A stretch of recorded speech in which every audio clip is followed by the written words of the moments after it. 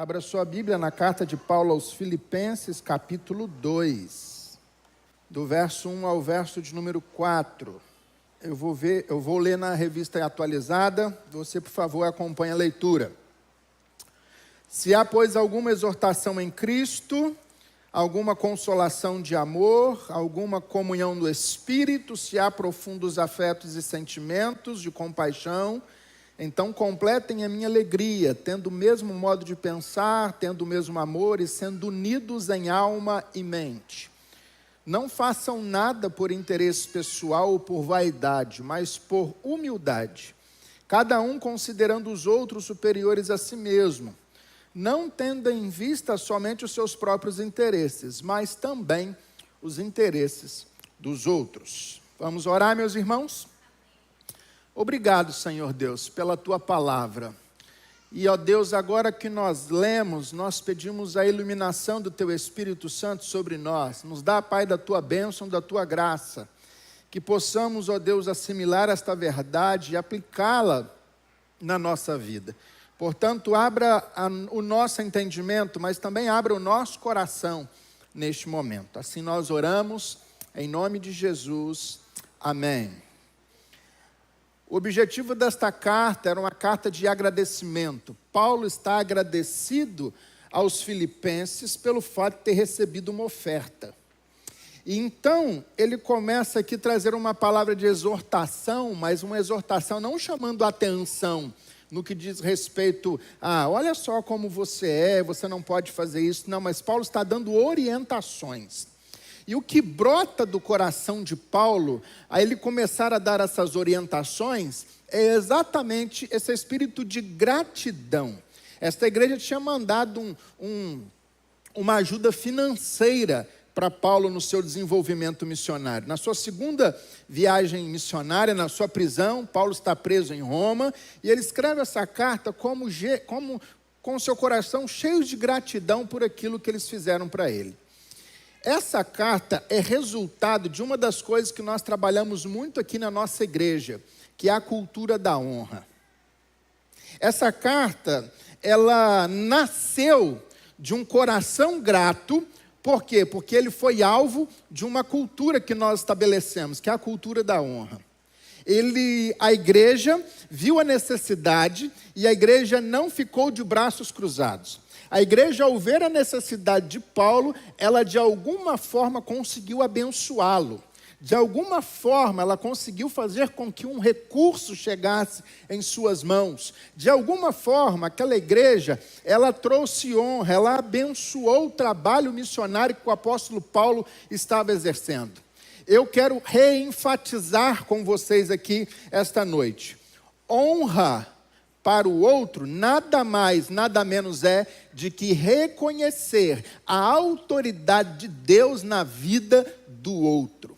Quando esta igreja oferta na vida do apóstolo, para que ele pudesse continuar a sua jornada, a sua caminhada, ela está dizendo, eu reconheço a autoridade de Deus na sua vida, eu sei o trabalho que você está exercendo, então eu reconheço, honro e eu vou agir em detrimento da sua necessidade. É preciso nós reenfatizarmos isto. Por quê? Porque muitas vezes nós olhamos somente para a questão financeira, e isso que nos está colocado aqui não é meramente financeiro. Isso que nos está colocado aqui é um coração grato diante de Deus por aquilo que os irmãos exerceram, por aquilo que os irmãos fizeram. Portanto, todas as vezes que você age com generosidade, todas as vezes que você age com honra, abençoando a vida do seu irmão, isso volta para você, isso se reveste em gratidão. Paulo está agradecido pela oferta que recebeu. Paulo, ele vai citar alguns pilares que vai sustentar a sua unidade. E isso é visto na carta de Paulo aos Filipenses. Paulo vai dizer que o primeiro pilar para essa unidade é o nosso vínculo com Cristo. E o nosso vínculo com Cristo é a fonte de toda a nossa unidade. Paulo diz: se há, pois, alguma exortação em Cristo. A palavra grega aqui dá a ideia de encorajamento, sugere que há uma obrigação colocada sobre os filipenses, oriunda diretamente de uma vida comum em Cristo, para trabalharem juntos e em harmonia. O próprio Jesus encoraja aquela igreja para que eles pudessem viver em unidade. E a palavra que Paulo está usando não é outra senão encorajamento. Ou seja, qual é a nossa maior motivação para andarmos juntos, para andarmos unidos, para andarmos em um só propósito, em um só alvo? É porque nós somos membros de uma só família, meus irmãos. Olhe para quem está do seu lado aí, ó. Dá uma olhada bem, ou atrás ou na frente. Ele é seu irmão, olha como é que ele se parece com você. Olha como é que ele é a sua cara. O nosso maior encorajamento para vivermos em unidade não é outro senão o próprio Cristo. Então, olhar para o outro, entender que fazemos parte de uma mesma família, é a nossa maior motivação. É o vínculo que temos com Cristo, é que nos torna irmãos.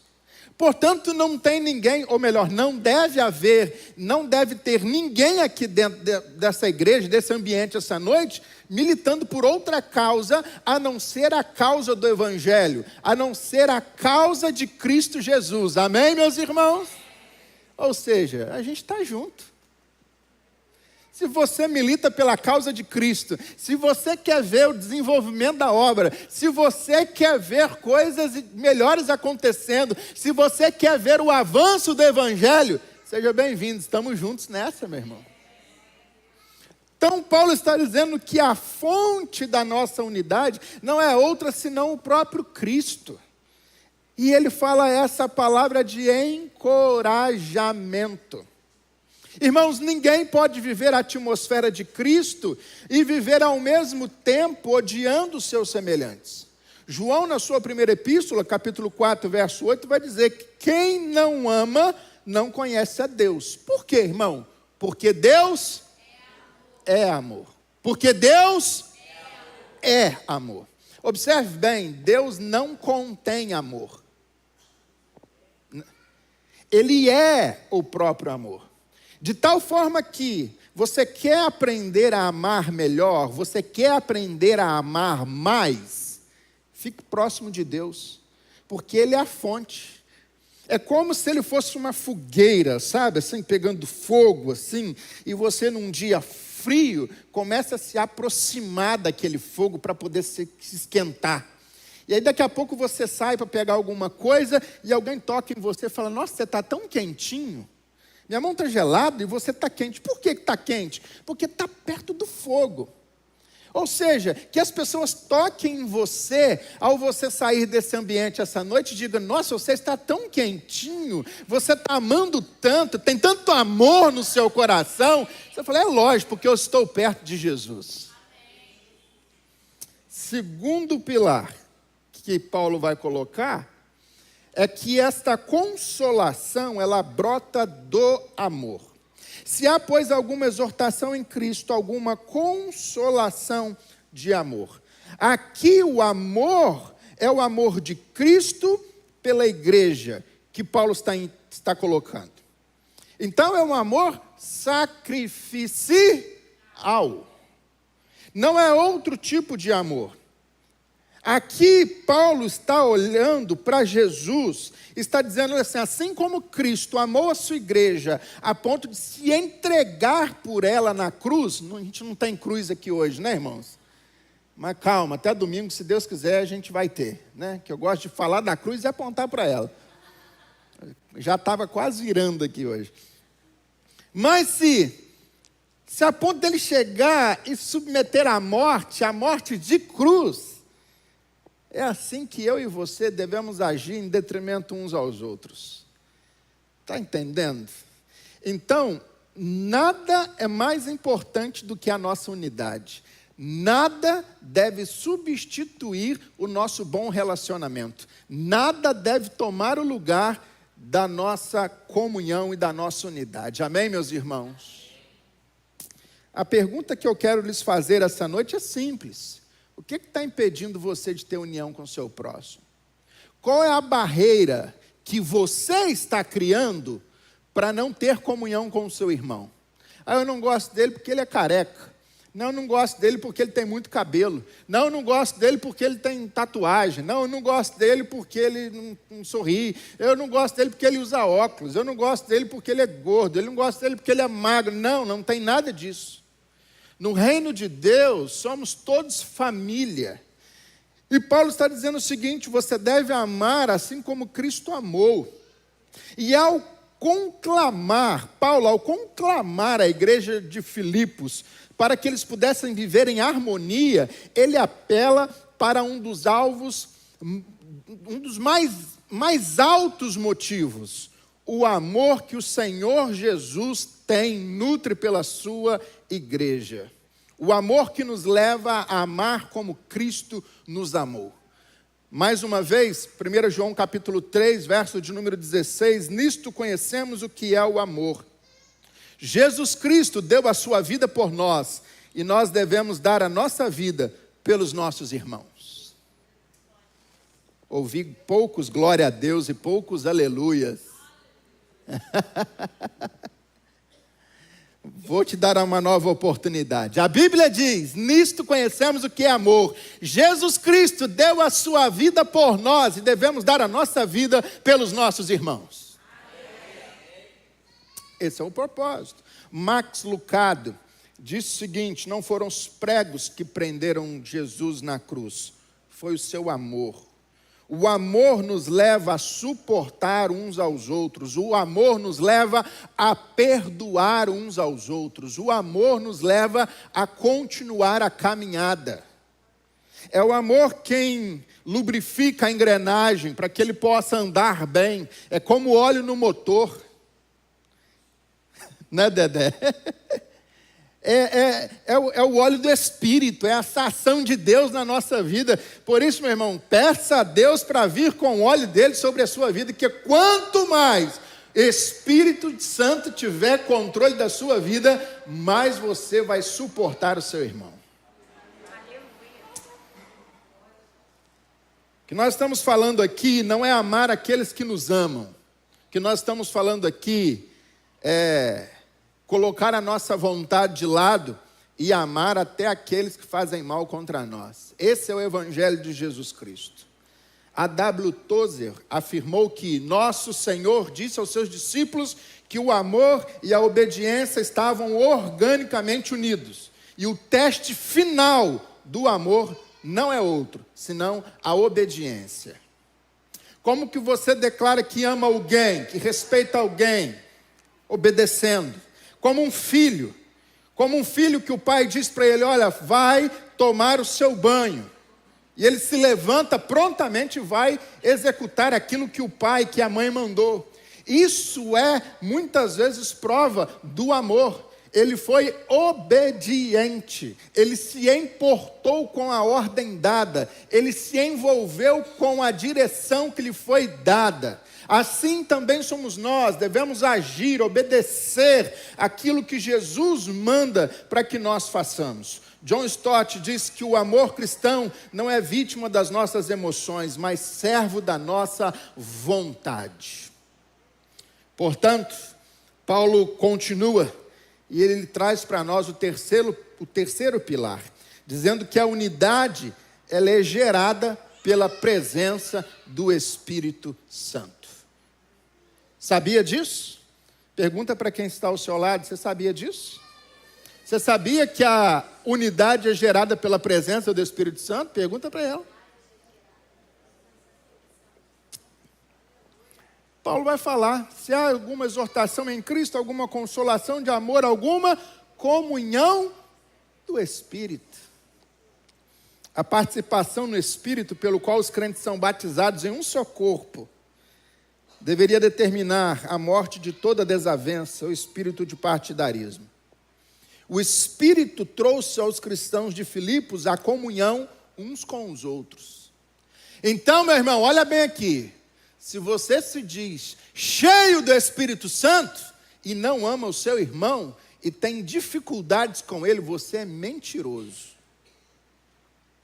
Porque uma pessoa cheia do Espírito Santo é uma pessoa que anda em paz e em bem com todos. A Bíblia diz que depender de vós, tende paz com todos. E a Bíblia é fantástica, não é, gente? A Bíblia é extraordinária, ela não põe peso à toa nos nossos ombros. E ela nos livra também de algum peso morto. O que depender de você, diz a Bíblia, tende paz com todos. Ou seja, o problema não pode vir de você. Se vier do outro, o problema é do outro, mas que não possa vir de você. Portanto, se depender de você, você anda em paz com todo mundo. Jesus sabia que tinha gente que tinha um coração azedo mesmo. Tem gente que não consegue viver em paz com ninguém, nem com ele mesmo. O Espírito Santo é quem trouxe essa comunhão.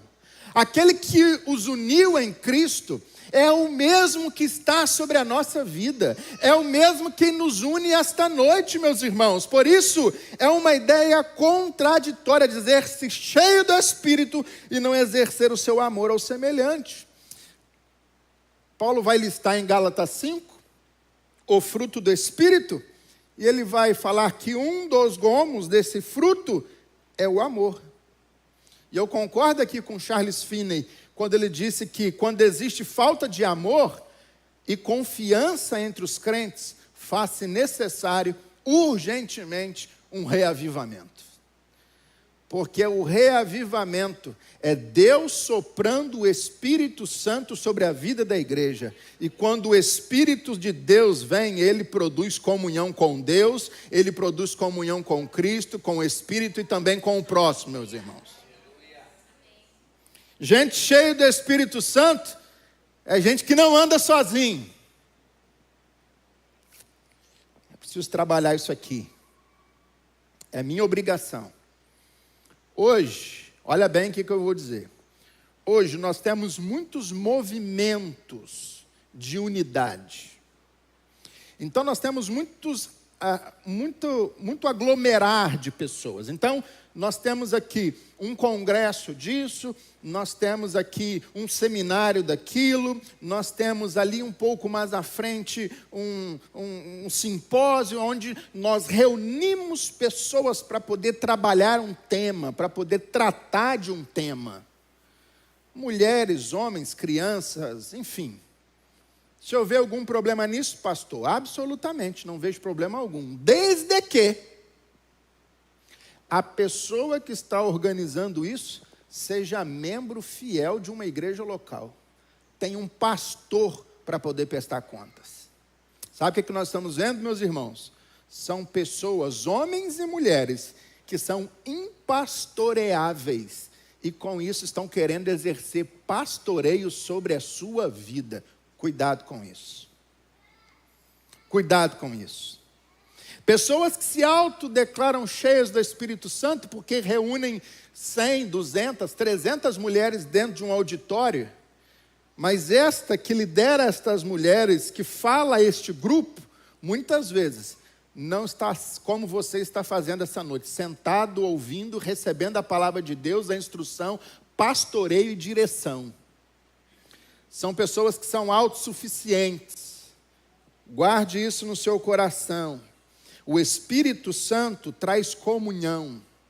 Por isso que não existe crente em casa, a não ser que seja por um problema. Eu não consigo por uma enfermidade, porque, enfim.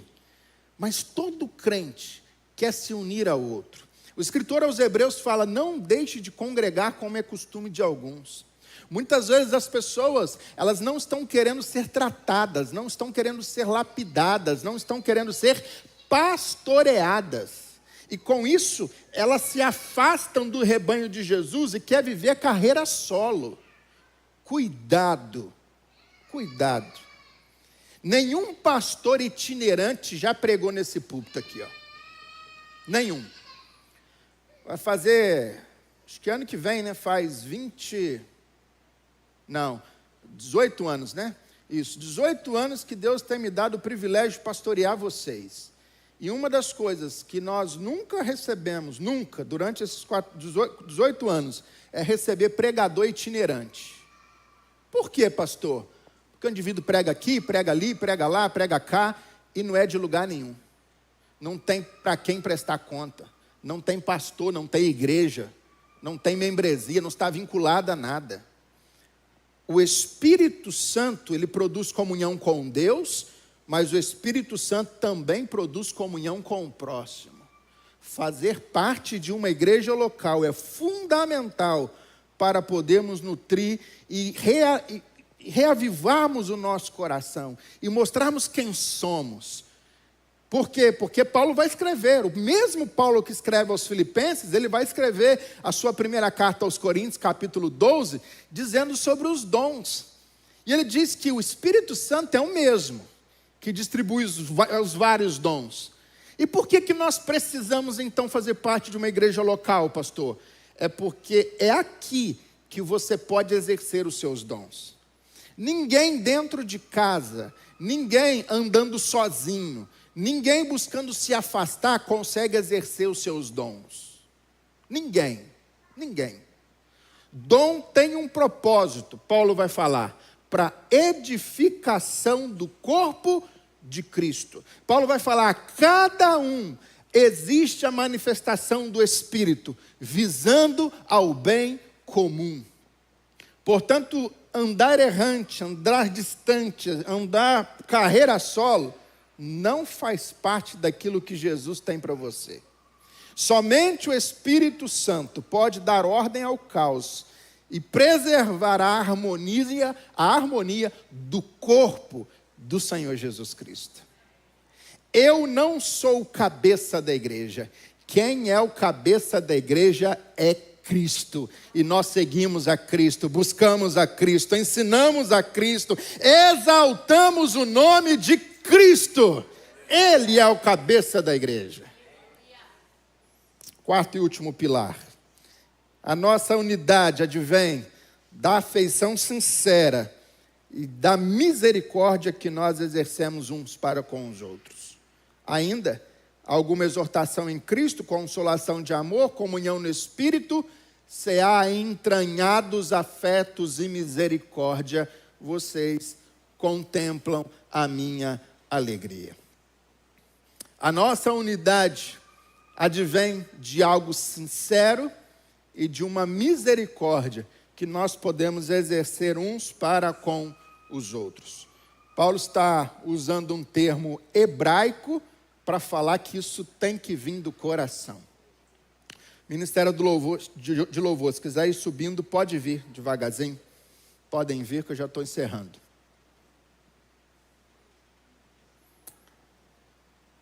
Misericórdia, aqui, é piedade, é simpatia. A unidade de uma igreja não se limita a sentimentos e nem se resume a atividades.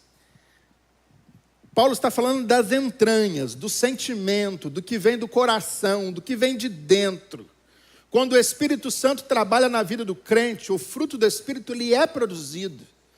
Paulo fala de afeto, de sensibilidade para com as necessidades dos outros. Paulo fala de compaixão. É o sentimento de dor de alguém que está sofrendo e eu ajo em detrimento a ele, porque eu sofro o que ele sofre, eu entendo o que ele passa. Essas são virtudes que somente o Espírito Santo pode conceder ao cristão. Ninguém, gente, ninguém, eu, você, ninguém, o homem e a mulher mais piedosa que você puder imaginar na sua mente, ninguém vai conseguir exercer afeto e compaixão pelo outro, a não ser que isso venha do Espírito Santo. Você está entendendo? Você está entendendo que você precisa do Espírito Santo? você de você mesmo, por melhor que seja, você nunca vai conseguir exercer afeto, compaixão e misericórdia para o outro. A gente só consegue fazer isso porque habita em nós o Espírito Santo. Essa é a grande diferença. Nós não somos melhores do que ninguém, nós não somos melhores do que o outro. Nós só temos o Espírito Santo. E é o Espírito Santo é quem faz, é o Espírito Santo é quem age, é o Espírito Santo em que inclina o nosso coração para a vontade de Deus, é o Espírito Santo quem nos guia, é o Espírito Santo que faz, é o Espírito Santo que age, é o Espírito Santo que amolece o nosso coração, é o Espírito Santo de Deus, Ele que tem esse poder. Você está entendendo que você precisa do Espírito? Você está entendendo que você precisa do Espírito Santo? Sem o Espírito Santo, jamais exerceremos afeto, compaixão, jamais entranhados afetos de misericórdia, jamais. Isso é resultado de uma vida próxima ao Espírito Santo. Essas virtudes são conferidas por esse Espírito. Na medida que os crentes assumem a sua própria imagem, a imagem de Cristo é lapidada em você, essas coisas vão fluindo. É Deus arrancando coisas que não prestam e colocando coisas que prestam. É Deus te dando autoridade e sabedoria para amar, para perdoar, para se submeter, para obedecer. É o Espírito Santo de Deus. Essa é a função dele. Portanto, meus irmãos, se há alguma comunhão no Espírito, se há profundo afeto e sentimento de compaixão, eu vou estar feliz com isso. A felicidade de um pastor é ver a igreja unida. Então Paulo fala: vocês querem completar a minha alegria? Eu já estou feliz, já estou alegre, porque vocês honraram a minha vida. Já estou satisfeito pela oferta que vocês me enviaram. Mas quer que eu seja completo de alegria? Não precisa mandar mais nada. Não precisa vir aqui me tirar da cadeia. Estejam unidos. Amem uns aos outros. Entenda que vocês fazem parte de uma só família. Quando vocês fizerem isso, a minha alegria estará completa.